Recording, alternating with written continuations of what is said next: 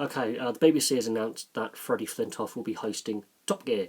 He's going to be the new host on Top Gear, which is a really amazing thing considering he's not really known as a petrol head. If he is, he's been a very secret petrol head.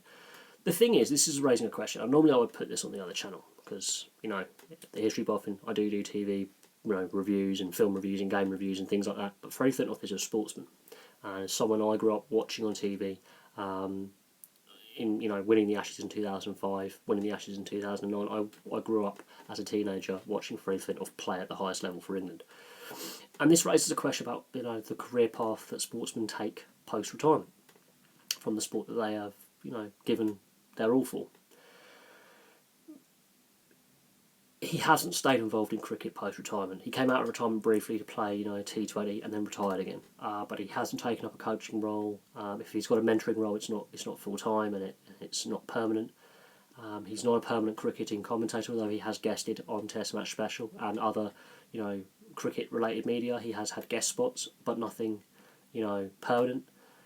But he has been involved in other media activities. He's made documentaries. He's got involved in boxing as well, briefly, which is where I met. I met him in his build-up to his boxing fight in 2012. He was a guest at a boxing event held here in Berkshire where I was working. And he was with Barry McGuigan. And he was very down-to-earth and very friendly and very polite and, nice chap. He is actually as nice as people make out he is. He really is that. He's a laid-back, down-to-earth guy. But most of his commitments have been in the media. He's been involved in a Radio 5 podcast with Robbie Savage and the ping pong guy, Matthew Said, for quite some time, and I do listen to that occasionally, and it's really, really fun listening to Freddie Flintoff on the radio because, especially when the ball tampering allegations against the Australians came out, he basically debunked a theory that no one else would have known. He basically destroyed the Australian narrative that only these three players were involved, and he basically said the whole team and the coaching staff would have been involved.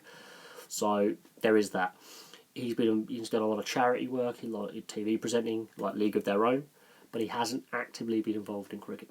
So it's going to be interesting, but it does raise the question about what career path ex-sportsmen and women do once they retire from the sport they were involved in. Do they stay involved in the sport in a coaching capacity, a mentoring capacity, or do they go down another route, a different career, which is what Freddie Flintoff has clearly done. He's gone down another career. He's gone down the TV presenting career path, the journalist career path, and he's doing rather good at it. Let's be honest, he's doing a rather good job at being a media personality and being involved in mainstream media rather than just purely sport. He's doing a really good job. So you can't knock him for taking this career opportunity. It's guaranteed work, whereas in sports coaching, it's not necessarily guaranteed long term because, as we've seen in football and in other sports now, the chopping and changing of coaches and the lack of job security is putting off a lot of ex-sportsmen and women for getting involved in the sport that they once participated in, especially in football. And a lot of football pundits and those ex-football players who got into the media, and I'll use Alan Shearer, Gary Lineker as examples, they've been criticised for not getting involved in management. Now, Shearer gave it a brief go at Newcastle, but their basic answer is there is no job security in the modern game. Now, I'm surprised that the ECB and Lancashire Cricket Club, County Cricket Club, didn't get Freddie Flintoff on board in some kind of coaching capacity a long time ago. I think he has got a lot to give back to the sport, but he's decided to go down the media path, and he's doing a very, very good job at it, as I say. He's a well-known household figure. He was instrumental in those two Ashes wins that I mentioned in 2005 and 2009 on home soil.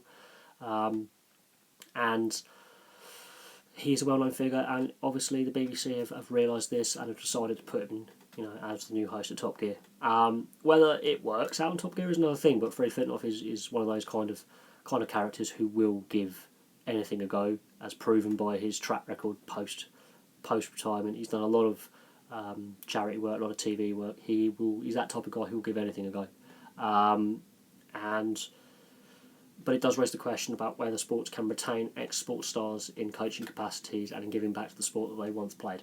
So that's why I put it on this channel. But there we go. He's announced as a new host of Top Gear. We'll see what happens long term, whether it's a long term success for Freddie Flintoff for the BBC, or whether he moves on to another opportunity later on down the line. But there we go. Thank you very much for watching. Please like and subscribe, place your comments below, and I'll have some more videos for you soon.